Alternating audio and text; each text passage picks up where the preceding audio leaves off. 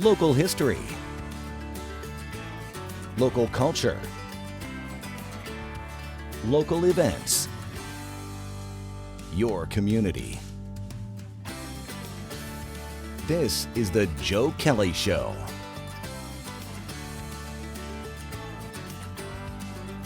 Hi there, everybody. Welcome to the show. Thanks for joining us. Cheryl Pula is our guest. Cheryl's a local author, a very prolific local author.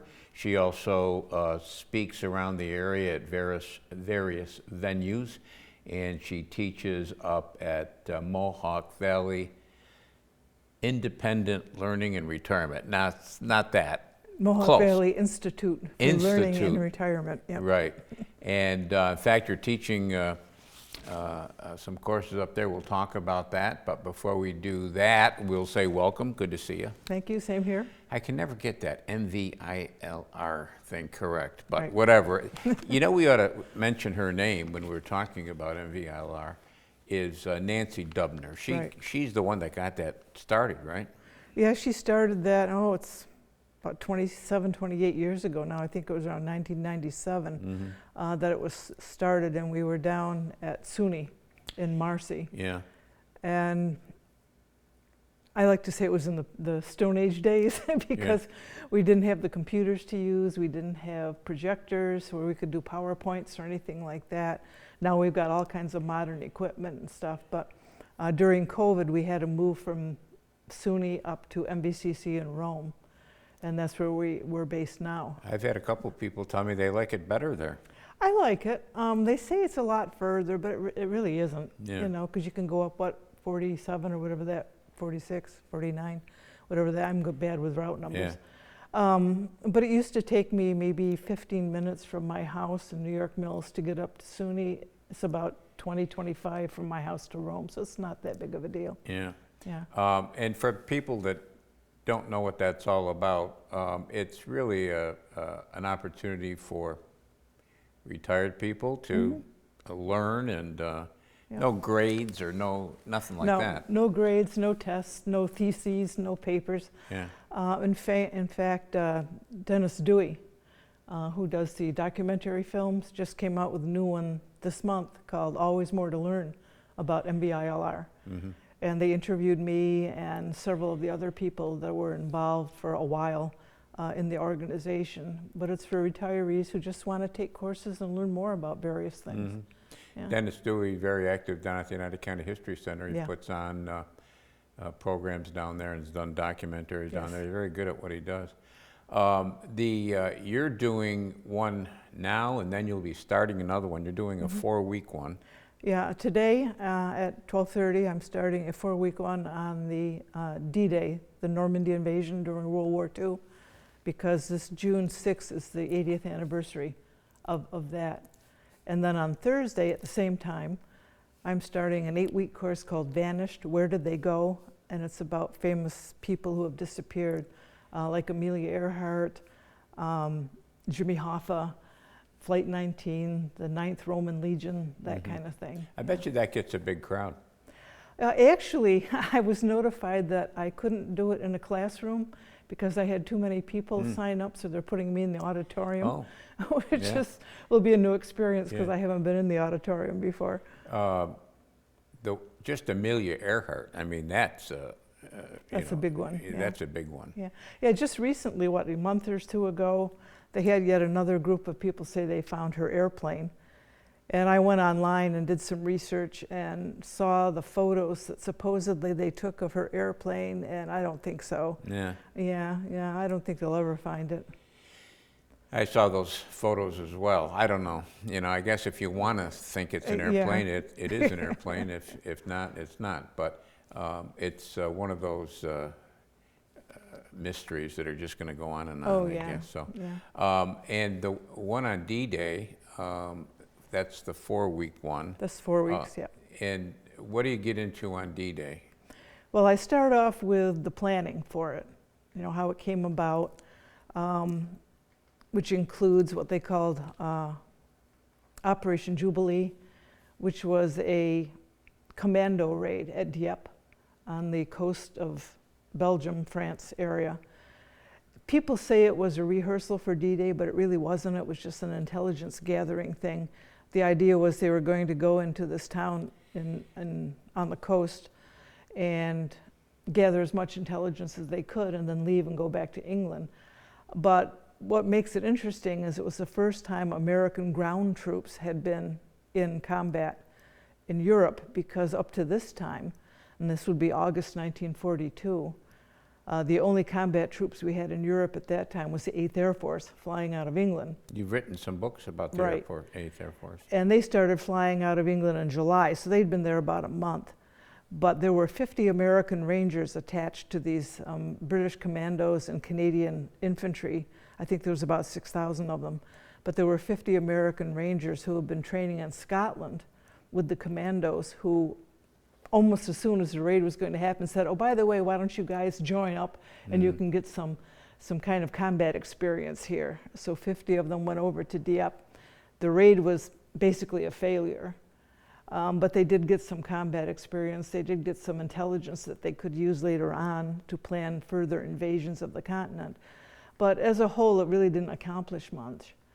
But it wasn't until 2 years later that they finally had D-Day, which originally was supposed to be scheduled for May 1st, 1944. But the British kept kind of vacillating, and eventually it happened on the 6th after it had been postponed twice. And there were a lot of weather problems there too, right? Yeah, they were supposed to go on June 5th, which was a Monday, but the biggest storm in 20 years hit the English Channel, so they had to delay it for 24 hours into June 6th, which was a Tuesday. Yeah. The D-Day program that you do, you've done D-Day in the past, haven't you? I've done a short version, like a 45-minute long one, but you really can't cover a lot in 45 minutes. Did that draw a crowd? Oh yeah, it did pretty well, yeah. Yeah, this one I just elongated to make it fill up 4 weeks, so I could put in a little more detail and things like that. If somebody wants to get involved with, and when you say get involved, it doesn't require much. I mean, you show up and you listen and you have a good time. Pretty much. But you need to register. Yeah, you have to register with MBILR. All the information about them is online if you have access to a computer. Most people do. Just type in Google MBILR and it'll come up and it'll tell you all the information. It'll give you contact information. If you're interested in seeing what other courses are being taught in the spring semester, which started yesterday, you can also see the full catalog of all the courses online, and it tells you a synopsis of what they're about, what time they are, who's teaching them, and things like that. Expensive? So, no, not really. I think I don't quote me on this, but I think for the spring semester it was like $135, and you could sign up for 3 or 4 courses or whatever, you know, and if you make the course, that's fine. If you can't make it, it's not like you have to be there every week. Because I've had some people who say, well, I'm going to miss the third class, but I'll be there for the other 3 or whatever. Well, that's fine. Yeah, it's proven quite popular, hasn't it? Yeah. I'm not sure the exact number of members that we have, because I'm on the curriculum committee, but I think last I heard it was over 200 and growing. Good. Because we had an open house a couple weeks ago and got 16 to 20 new members. So we're getting more all the time. Good. Cheryl Pula is our guest. We're talking about some of the lectures she puts on around the area. When we come back, we'll talk about some of the books she's done. Short break, right back.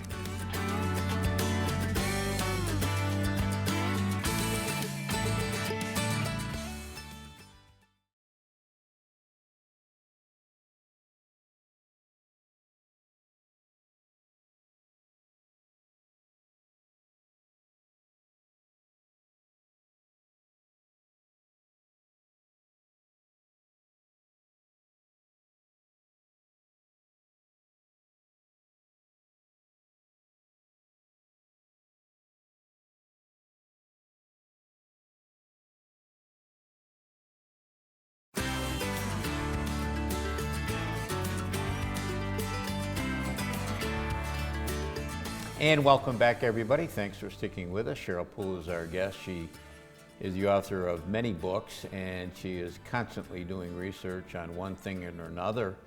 And many people will remember Cheryl from her years at Dunham Public Library as a Right. research or as a reference librarian, and then New York Mills Library.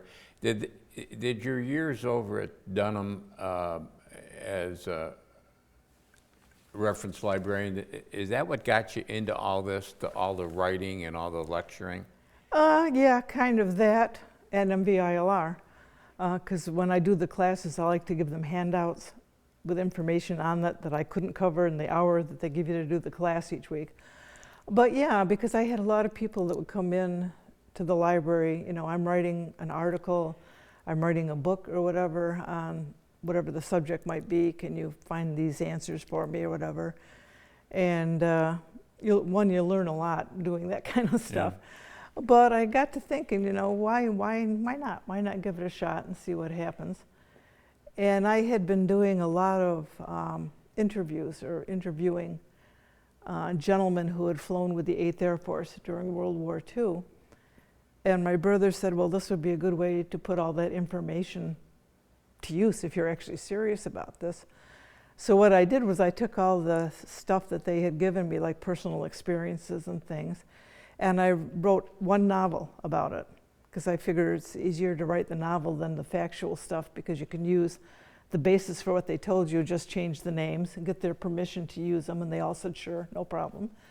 And I wrote one. I found a publisher, and they said they were interested.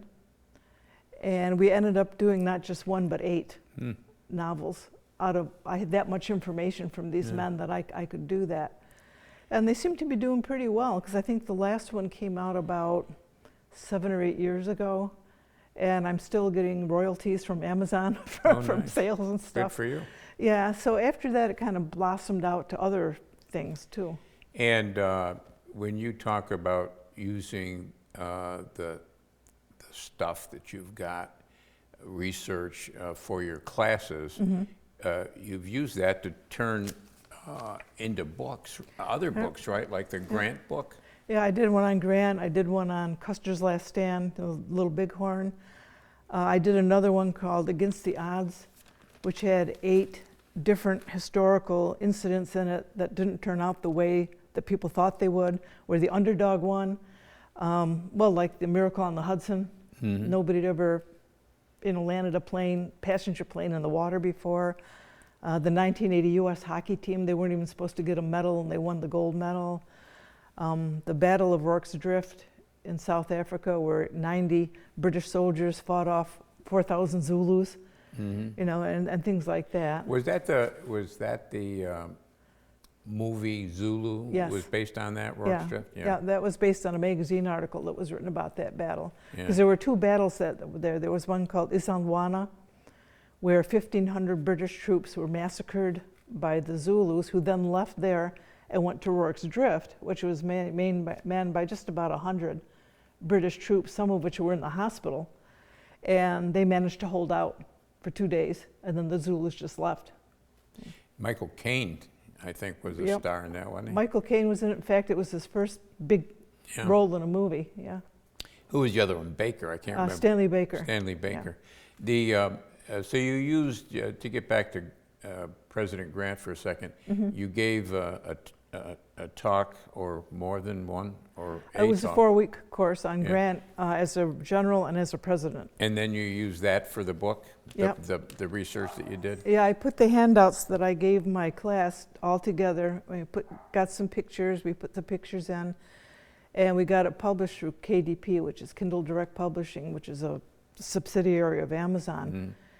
And I had asked the people at Grant Cottage, which is up near Saratoga, which is a cottage where Grant finished writing his memoirs and then passed away just a week later. It's a state historic site.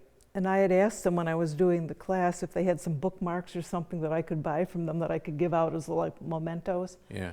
So they sent me 50 of them free of charge. They didn't charge me for them. They said they were just happy somebody was interested in Grant. So when we put the book together, and it's small, it's only about 100 pages, I sent them a copy and said, here's what I showed them and what I taught them in class. So about a month later, I get a email back from them saying that they really liked it and wanted to know if it would be, I would give them permission to sell it in their bookstore. Oh, nice. So I said, how many do you want? You know, Yeah. Of course I'm going to say yes. Right. You know, so hopefully in April when they open up, they'll have the books in the bookstore. Wonderful. Yeah. And he had to write that yeah. memoir, didn't he? Yeah, he found out he had throat cancer, and they gave him less than a year to live at the time. Mhm. And he began to think, now what am I going to do? My wife, you know, how's she going to support herself when I'm gone, kind of thing. Because when you were president, they weren't paying you much, you know. So, and he made some bad investments and lost a lot of money. So Mark Twain, Samuel Clemens, approached him and said, why don't you write your memoirs? And Grant basically said, who's going to care about reading about me? And Twain pretty much said, you'd be surprised. Mm-hmm. So he started writing. And he wrote and wrote and wrote and wrote. And his health got so bad, what he would do is he would dictate it to a secretary who would write, but then he couldn't dictate anymore because he couldn't speak. Did he have throat cancer? He had throat cancer from smoking so many cigars during the Civil War and after. And a friend of his said, well, you know, I've got this cottage up in the Adirondacks near Saratoga. Why don't you go up there? You know, people won't bother you, the air is better, this kind of thing, because he was living in New York City. So Grant goes up there and he wrote, finished his memoirs. Then he was so bad that he was bedridden, and he died exactly a week later after finishing the memoirs. Well, Twain got the memoirs figuring he's going to edit them, and he read them. He said, I don't need to edit any of this. I'm going to print it just the way it was.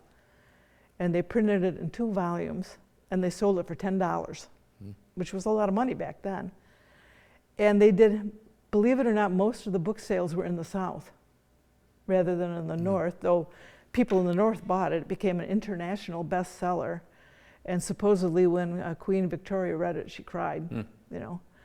But it became a bestseller, and it's the only presidential memoir that's still in print since the day it was first printed. Where is the cottage exactly? It's in a place called Mount McGregor, which is near Saratoga, up in Wilton, New York. It used to, we took a bus trip up there, and it was on the grounds of what was a prison. And we had to go through a checkpoint and all that to go to the cottage, and get a checkpoint on the way out to make sure we weren't smuggling any prisoners out of the prison. But the prison has since closed, so you can go up there now without having to go through checkpoints and anything. But it's up in Wilton, which is not about, I think, maybe 9 or 10 miles from Saratoga. Okay, Yeah. good. I got to get up there one of these days. Yeah, it's a nice place. And in fact, they've kept it the way it was when Grant lived there. They even have the original flower arrangements that were sent when he died. There's a famous picture of Grant sitting on the front porch there, and he's got a scarf around his neck. Cheryl Pula is our guest. We're talking about a variety of topics. Short break, right back.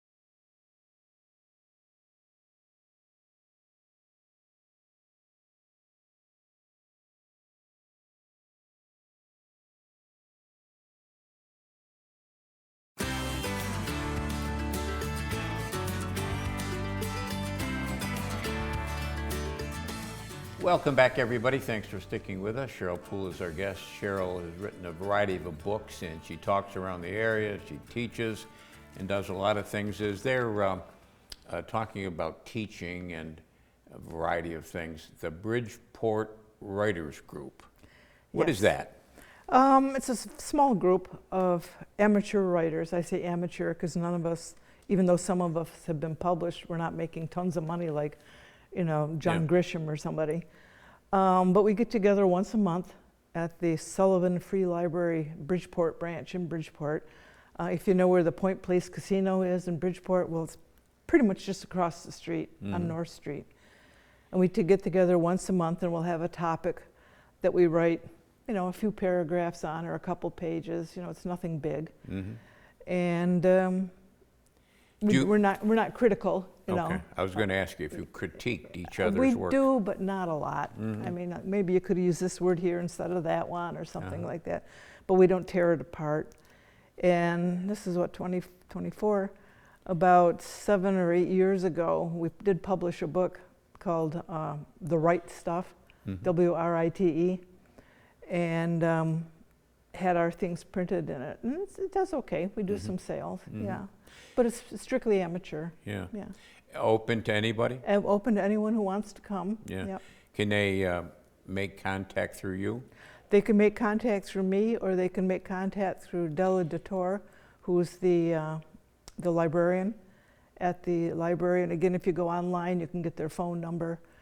Just type in Bridgeport Free Library, and it'll come up with the hours and all that stuff. You know, I'm looking at you and listening to you, and I think how things have changed just since you've been a reference librarian back in the day. You know, you'd go to the card catalog and you'd look at stuff. Today, my God.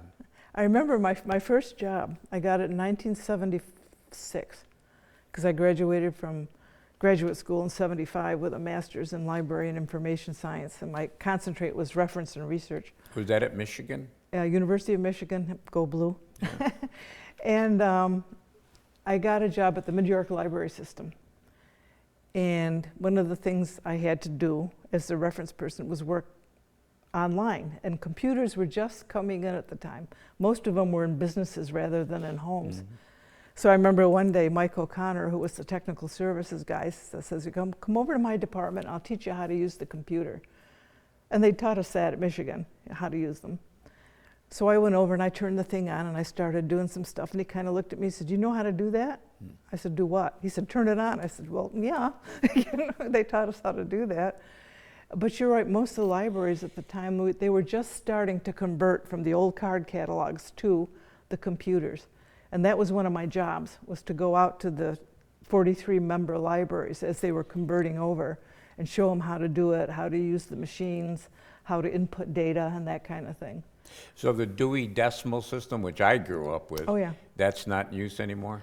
It is, because say your library buys a book and it's about World D-Day, say. Where do you put it on the shelf so people can find it? That's what the Dewey Decimal System is for. Each one is assigned a specific, unique number. And that's how, when you look it up online, it'll say go to 940 point whatever it is, because 940 is World War II history. Go to 940 point whatever it happens to be, and you look on the shelf and there's the book. Yeah. Otherwise, how are you going to find it? Was Dewey a person? Melville Dewey, yeah. He was the guy who came up with the system to do that. What I always found confusing, because of course I'm used, like you, to the Dewey Decimal, which makes a lot of sense if you know what it's about. What I never could get used to was another system they have that colleges use, where they will have letters in front of the numbers, and the numbers are completely different than Dewey. And to me, it's really baffling, but I suppose if I had been trained with that, it wouldn't be. But the Dewey system is quite logical when you think about it. Yeah, I mean, it's really kind of amazing when you think about it, because his vision of all that and the process that he, what years did he work on that? Did he get that going? It was in the 1800s. Yeah, I'm not sure exactly when in the 1800s, but they've been using it for quite a while. And it brought some kind of organization, if you will, to libraries, because before they had it, I mean, how would you know what to find? Yeah. Did they shelve books by the author? Did they shelve them by the title? Do you shelve it by the, if the start of the title starts with the something? Yeah. You know, can you imagine how many books that would be in one place? Right. You know, so it is logical once you understand it. Yeah. Or you could do what I did for many years. I'd just go up to the circulation desk and say, "I'm looking for this book. Where do I go?" Are you working on anything now? Right now, I'm kind of working, sort of. I say sort of because when I'm doing my classes, it's kind of hard to do stuff. But during this winter, I was starting on one called Abandoned Ship, which is going to be about famous shipwrecks, like the Andrea Doria, the Titanic, the Lusitania. Le Griffon, which was the first ship lost on the Great Lakes. And I've got probably about 10 or 12 of these that I'm working on right now. So hopefully I'll have that done within the next year or so. Yeah. Yeah. You like those mystery kinds of Yeah. things, don't you? When I do classes for MBILR, they seem to be the most popular. The ones called the mysteries. The first series I did was called History's Mysteries. And I wouldn't tell them which ones I was going to do. So every week when they came in, they would find out which one I was going to do. And I did like Jack the Ripper and, you know, some of the Lost Colony of Roanoke, that kind of thing. And they seem to be the most popular ones. Who do you think, or did you have an idea who Jack the Ripper was? Not really. There's been all kinds of theories, but every time they look into it, they can't prove it, you know. Like Patricia Cornwell came out with one several years ago and said it was Walter Sickert, who was an author, but they've kind of eliminated him. There's even a theory it was Jill the Ripper, that it was a woman who might have been a midwife, that nobody would have noticed because she'd be walking around the streets with bloody aprons on from delivering babies and stuff like that. Yeah. So there's all kinds of interesting theories, but nobody's really come up with anything yet that they can prove. We've got some mysteries around here too, I guess. Maybe nothing that would rival Jack the Ripper, but there's some local mysteries. Oh yeah.